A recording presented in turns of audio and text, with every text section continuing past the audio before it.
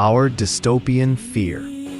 For some, the dystopian fear of AI is profound, the terror that we should be afraid of our own imaginative creations.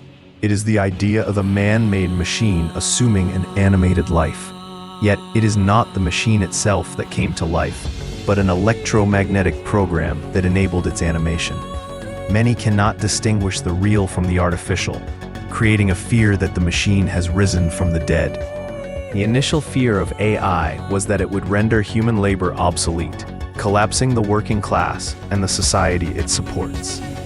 That technological narrative, however, has been superseded by a more insidious human one: the rise of an autocratic elite, empowered by the very wealth and technology we created.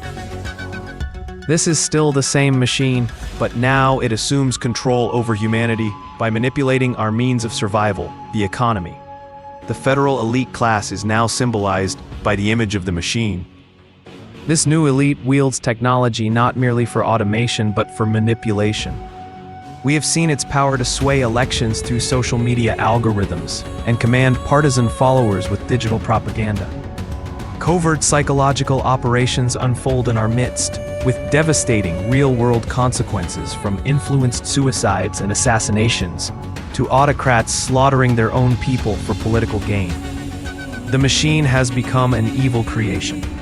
Simultaneously, our economic foundation is being deliberately eroded. We endure recession not from a lack of wealth, but from a perversion of its creation.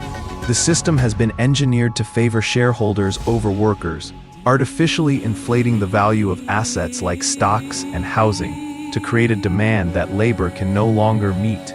People need shelter, but their work does not earn them enough to afford it. This is the logical end of a corporate system that prioritizes profit over human dignity. The root of this crisis is a prevailing economic model we might call the linear abstract monetary model. It is designed to generate wealth primarily through financial engineering, creating money from money while actively minimizing labor costs and tangible production. This prioritization of abstract gain over real-world value has devastating social consequences. The housing market is a prime example. A fundamental human need has been transformed into a vehicle for investment. By treating properties as financial assets, investors create artificial scarcity, driving prices beyond the reach of the average citizen. This does not create demand so much as corral it, forcing individuals into a system where their ability to secure a home depends entirely on their capacity to service a bank loan. The housing sector thus becomes a speculative game, tethered to interest rates and decoupled from the real economy of labor and wages. Notice how low interest rates make it easier for people to take out bank loans, which not only creates bank profit, but also increases house prices and inflation. The entire system is designed to function this way. A logical endpoint of this model is the pursuit of profit with minimal human involvement, a trajectory we now see accelerating with artificial intelligence.